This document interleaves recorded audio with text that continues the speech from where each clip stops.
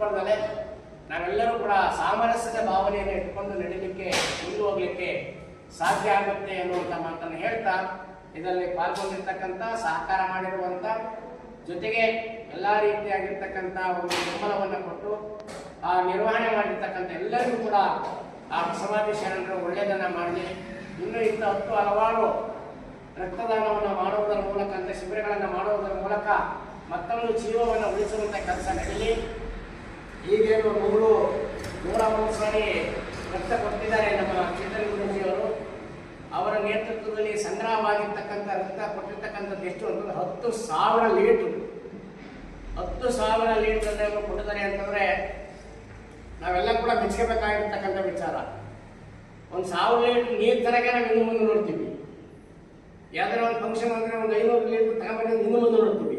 10,000 litre ರಕ್ತ ಕೊಡಿಸಿದ್ದಾರೆ ಇವ್ರ ನೇತೃತ್ವದಲ್ಲಿ. ಇವರೇ ಸ್ವತಃ 103 ಸಾರಿ ಕೊಡುವುದರ ಮೂಲಕ ಇವರು 100ನೇ ಬಾರಿ ರಕ್ತ ಕೊಡುವಂಥ ಸಂದರ್ಭದಲ್ಲಿ ನಾವು ಹೋಗಿದ್ದೀವಿ. ಆ ಸಂದರ್ಭಕ್ಕೆ ಬೇರೆ ಬೇರೆ ಸಂದರ್ಭದಲ್ಲಿ ಹೋಗಿದ್ದೀವಿ, ಅವಾಗಲೂ ಕರೆದಿದ್ರು, ಅವಾಗಲೂ ಹೋಗಿದ್ದೀವಿ. ಹೀಗೆ ಒಂದು ವಿಶೇಷವಾಗಿರ್ತಕ್ಕಂಥ ದಾಖಲೆಯನ್ನು ಮಾಡುವುದರ ಮೂಲಕ ಬಹುತೇಕ ಕೆಲವೇ ದಿನಗಳಲ್ಲಿ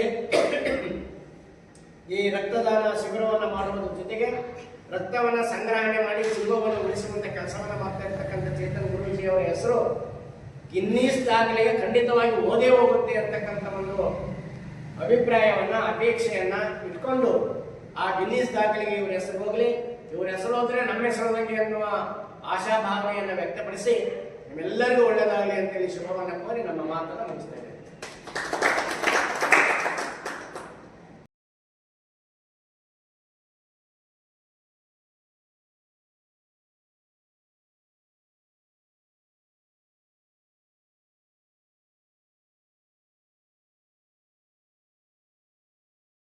ಹತ್ತೊಂಬತ್ತು ವರ್ಷದ ಯುವಕರು ಪಾಂಡುಮಟ್ಟಿಯಲ್ಲಿ ಇದು 2ನೇ ಬಾರಿ ರಕ್ತದಾನವನ್ನು ಮಾಡ್ತಾ ಇದ್ದಾರೆ.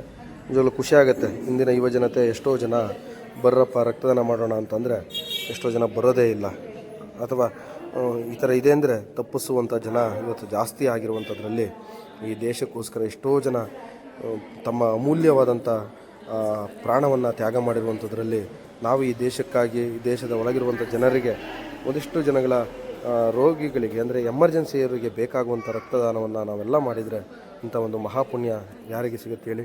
ನೋಡಿ, ಇದು 2ನೇ ಬಾರಿ ಕೊಡ್ತಾ ಇರುವಂಥದ್ದು ಅಂತ ಪಾಂಡುಮಟ್ಟಿಯಲ್ಲಿ. ಇವಾಗಲೂ ಖುಷಿ ಆಗುತ್ತೆ. ಈ ಒಂದು ವಿಶೇಷ